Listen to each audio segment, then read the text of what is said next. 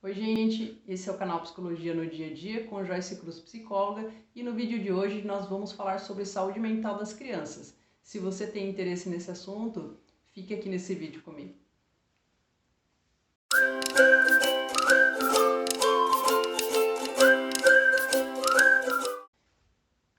Então, gente, para a gente iniciar esse bate-papo sobre saúde mental das crianças, é importante a gente já se atentar, né, a algo que está embasado quando a gente fala de cuidados com as crianças, né? E os cuidados estão aí diretamente relacionados com diversos aspectos, né? Não só da saúde física quanto da saúde mental, mas também tem outras questões que perpassam aí esses cuidados com as crianças e que estão previstos numa lei, num conjunto de leis, né? Então, toda a organização da sociedade, ela está prevista e organizada dentro de um conjunto de leis para que a gente consiga conviver em sociedade, para que a gente consiga desenvolver aí esse respeito, né, entre as partes, e quem não entra, né, não segue essas normativas, essas leis, essas regras, acaba sendo punido, e aí em formato de Código Penal e etc, né? E aí, quando a gente pensa também nas nossas crianças, existe um conjunto de leis que ampara esses cuidados, né, com as nossas crianças, que está previsto lá no ECA, né, que também estão descritos como direitos fundamentais dentro da Constituição Federal, né, que é a nossa lei maior. E aí, não adianta, gente, a gente ter esse conjunto de leis lá dentro do ECA, né, tá lá no Código, na Constituição Federal, e aí dentro do ECA tem todos aqueles direitos fundamentais descritos, né, e dizendo dos direitos das crianças e deveres, né, crianças e adolescentes, tá tudo ali previsto, mas se a gente não faz cumprir, de nada adianta, né? Então a lei criou tudo isso, que é esse instrumento que nos oferece uma direção do que tem que ser os cuidados mínimos, né? Os cuidados fundamentais para que a criança se desenvolva tanto fisicamente como intelectualmente e, enfim, nos diversos aspectos. Tá? Então, como direitos fundamentais dentro do ECA estão previstos ali o direito da alimentação, da moradia, direito da saúde, educação, lazer, saneamento básico, justiça, combate às desigualdades e direito à família, né? Então esses são os descritos direitos fundamentais, né? Então não adianta tudo isso estar previsto numa lei se a gente não tiver adultos que orientem essas crianças, né? E aí eu quis trazer essa introdução falando do ECA, porque quando a gente fala de saúde, né, a saúde também está relacionada com a saúde mental, né? Que se a gente pensar de maneira implícita, a saúde mental também está descrita aqui, quando a gente fala que o direito fundamental que está descrito é a saúde. A saúde mental está dentro, né, desse item, né? E como que a gente oferece o acesso a todos esses direitos que estão previstos aqui para as nossas crianças, sendo as pessoas responsáveis de fato pela execução deles na vida de cada um dos nossos pequenos, certo? E aí, então, quando a gente diz de introduzir o acesso aos direitos, né, ser as pessoas que vão então mostrar esse caminho, ser as pessoas que vão resguardar, né, então por esses cuidados oferecidos para essas crianças, né. E aí quando a gente pensa em fazer cumprir esses direitos, e aí eu vou fazer um pequeno link aí com um outro vídeo que eu falei sobre os cuidados com a saúde mental, né, e aí foi mais direcionado para um público adulto, mas que tem tudo a ver com esse, né, porque a diferença do adulto é que o adulto por si só consegue ter essa compreensão, né, tomar consciência das coisas que precisam ser feitas, né. Lá naquele vídeo eu citei por exemplo, cuidados com a alimentação, atividade física, né? Trazer atividade física para as rotinas, cuidar com o sono, consumo de água, evitar o uso de álcool e drogas, enfim. Uma série de itens, né, que se a gente traz para a nossa vida, a gente consegue melhorar o nosso estado de saúde, que reflete também no nosso estado de saúde mental, né? E aí com as crianças é de outra forma que isso acontece, né? Não que elas não tenham essa necessidade desses cuidados, né? É claro, esses cuidados são fundamentais, mas de que a criança por si só, ela precisa ser ensinada que isso é importante, ela precisa que alguém esteja ali orientando ela, ensinando, fiscalizando em alguns momentos, né? Direcionando, limitando, restringindo. Então a criança precisa estar em contínua estimulação, né? E repetição para que ela internalize aquelas informações, né? E aí os responsáveis para que esse processo todo aconteça, né? São os adultos, né? São ali os pais, os cuidadores, os responsáveis aí, né? Nas diversas constituições familiares nem sempre são os pais que estão presentes, né? De pai e mãe, mas de que muitas famílias aí se constituem com os tios como os cuidadores principais, né? Adultos de referência, adultos satélites, avós ou mesmo irmãos mais velhos que detêm essa guarda, né? Então tem uma diversidade aí de pessoas que também podem ser esses adultos que são esses responsáveis por essas crianças e adolescentes, tá? Então, continuando aqui nesse pensar, né? De como que esses cuidados serão oferecidos. Quando, outro exemplo que me vem à tona é pensar na questão da alimentação, né? Quando eu digo que a criança tem direito a uma alimentação, né? Ela tem direito a uma alimentação saudável, né? É claro que vai ter aquele dia que vai ter os docinhos, enfim, e outra comida diferenciada que vai ser algo legal, né? Uma pizza e etc, né? Mas de que eu ser o cuidador dessa refeição dessa criança, né? Se eu só deixo ela comer porcaria, eu estou sendo negligente, então com os cuidados que eu estou oferecendo para ela, né? E aí eu estou ferindo o direito dela, né? Então esse é um exemplo. Outro exemplo, quando enquanto mantenho a tutela daquela criança, eu estou cuidando ali através de observação mesmo, né? Notando que às vezes ela está apresentando algumas características diferenciadas e eu entendo que ela precisa ser levada ao médico, né? Preciso cuidar dessa criança, identificar o que está acontecendo. E aí eu que tenho que estar de olho fiscalizando como é que está a saúde dessa criança, né? E se eu noto que ela precisa de uma avaliação médica, então eu vou encaminhá-la para uma avaliação e cuidar dela. Se ela precisa ser medicada, sou eu que tenho que fazer a verificação aí do uso da medicação, porque esses direitos estão previstos, mas executá-los é a tarefa do responsável, do cuidador, né, que detém aí, então, essa responsabilidade sobre essa criança e esse adolescente. E aí, conforme vai se desenvolvendo, né, a criança e adolescente, tudo isso vai sendo internalizado com repetições e até que essa criança e adolescente vai se tornar um adulto e vai conseguir gerir a vida sozinha, né, a partir desses ensinamentos que vão ser importantes, né. Então, se essa criança recebe uma boa estimulação nesse período, com certeza ela vai conseguir gerenciar, né, cada fase da sua vida de uma forma mais assertiva e mais saudável.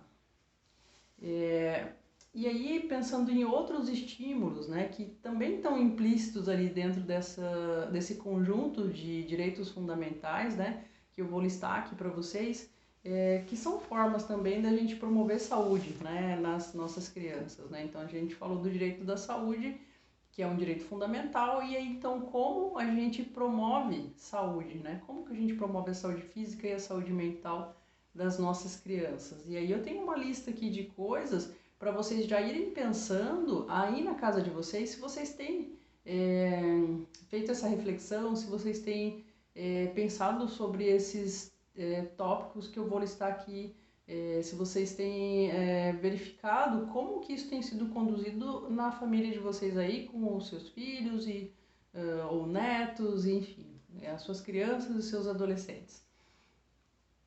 Então, o primeiro item que eu elenquei aqui nessa lista é oferecer amor e carinho, né? Então,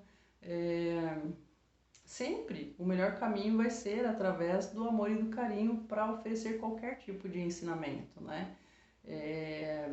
seja numa acolhida, né, quando essa criança ou esse adolescente estiver sofrendo por alguma coisa, né, nada melhor do que a gente ser amparado, a gente se sente segura, a gente sabe que tem alguém ali pela gente, né, então isso é um aspecto importante, não só motivador, mas enquanto acolhimento para nos fortalecer e seguir em frente.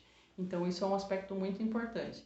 E aí, dentre outros, né, muito diversos que eu trouxe aqui nessa lista, por exemplo, da gente ser o adulto que vai ser o adulto chato ali, que vai restringir o que essa criança vai comer, né? Que a gente vai dar hora para ela se alimentar, que a gente vai dizer para ela que ela tem que se alimentar lá na mesa e não na frente da televisão, né? Que isso é algo que traz prejuízos, né? Por exemplo, quando a criança está se alimentando na frente da TV, e é isso, enquanto adulto, você pode fazer esse teste com você mesmo, claro, né? Não usar a criança de cobaia, mas se você estiver se alimentando em uso do celular, né, ou com tablet na tua frente, ou assistindo TV, você não se dá conta do alimento que você está comendo, né? Se você está mastigando o alimento, o sabor que tem esse alimento, e aí geralmente esse processo acontece de uma forma automática, que é muito comum as pessoas comerem demais, né? Porque é uma informação que não está sendo captada pelo nosso funcionamento mental, da nossa funcionamento neuropsíquico, né? Isso neurológico, não está sendo absorvida essa informação que a gente está comendo ali, né? E enfim, a gente não está prestando atenção nisso que a gente está fazendo. E isso já começa a entrar de uma forma ruim dentro do nosso organismo, né? E as crianças a mesma coisa, né? Se eu não ofereço esse tipo de estímulo, naturalmente essa criança vai fazer isso também e vai às vezes se alimentar excessivamente, não vai prestar atenção no alimento, enfim. É uma série de consequências que podem vir a longo prazo, né? E não adianta só, né? Eu iria falar isso no final, mas já vou antecipar que não adianta só a gente fazer essa lista e a gente não dar o exemplo, né? Então não adianta eu cobrar que a minha criança coma coisas saudáveis e se alimente na mesa, na cozinha, sendo que eu tô ali comendo em pé, encostado na pia, ou eu tô na frente da televisão, ou eu tô com o celular na mesa, fazendo qualquer coisa, almoçando e enfim, e a criança tá me vendo fazer tudo aquilo, né? Que tipo de exemplo que eu tô trazendo?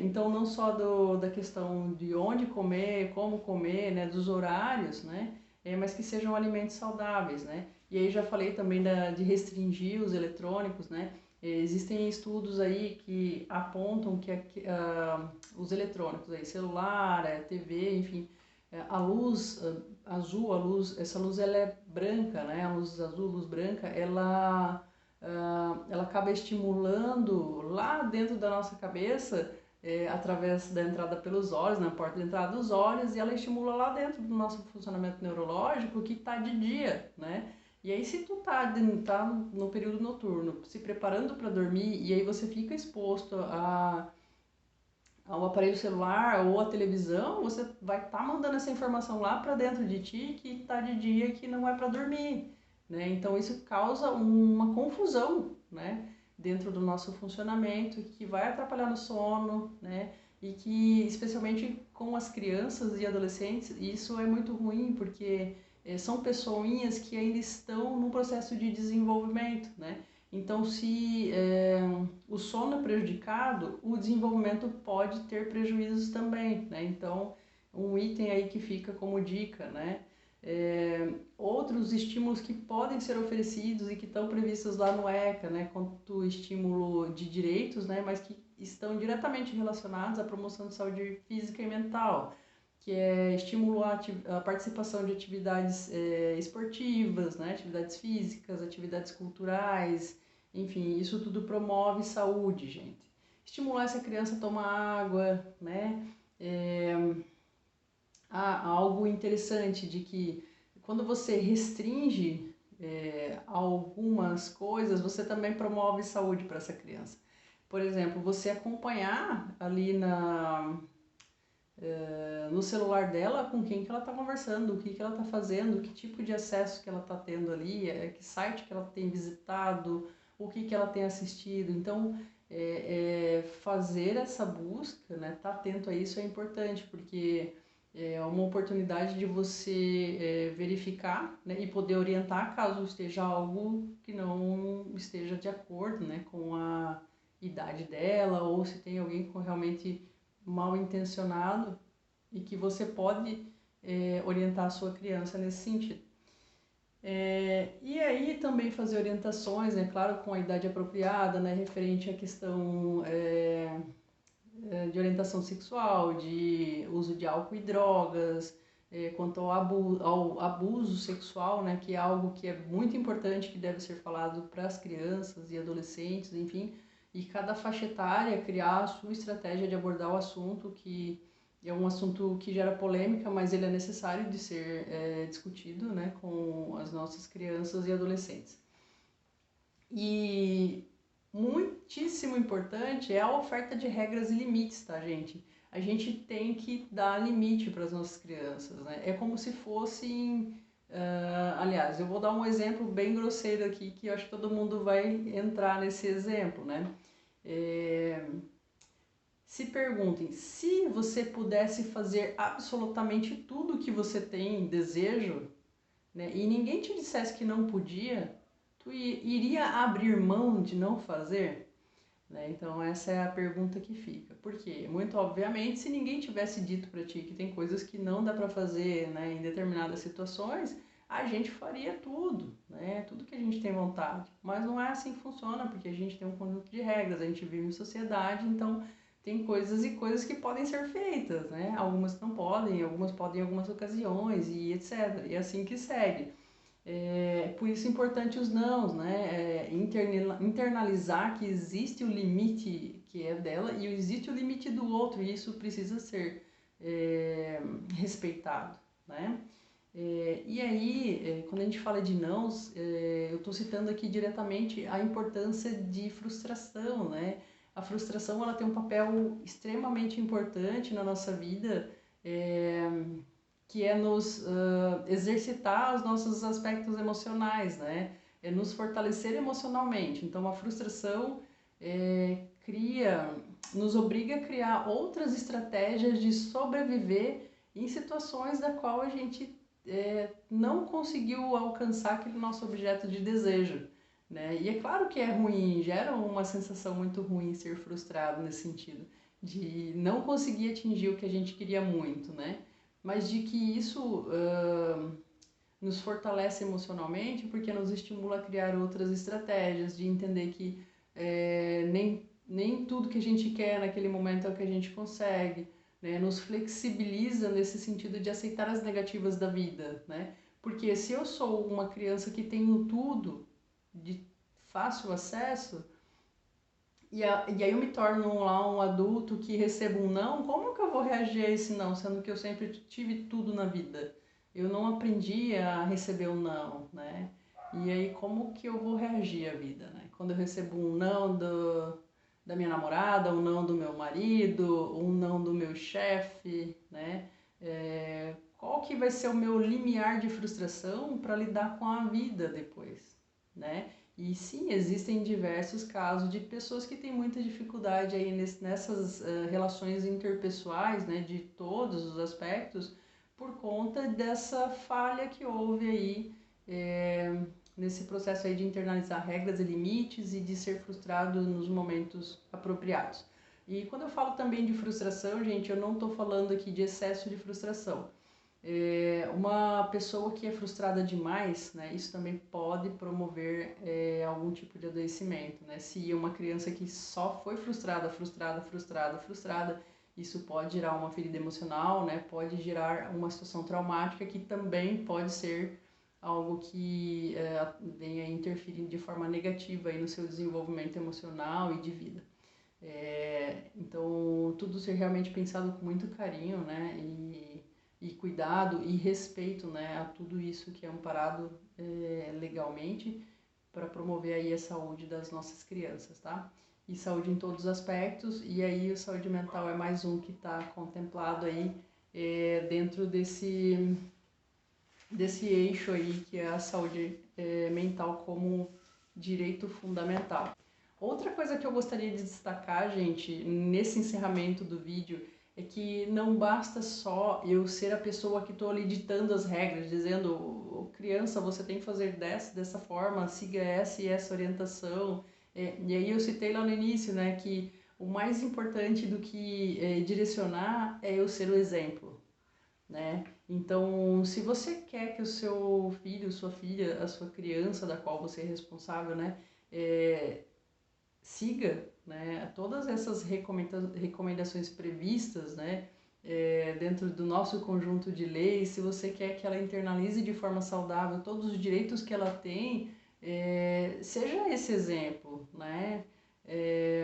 Como eu já citei ali da refeição, né, que eu fiz o exemplo, de você então ser o adulto que vai estimular ela a se alimentar no local adequado, no horário adequado e que você vai ser esse exemplo, né?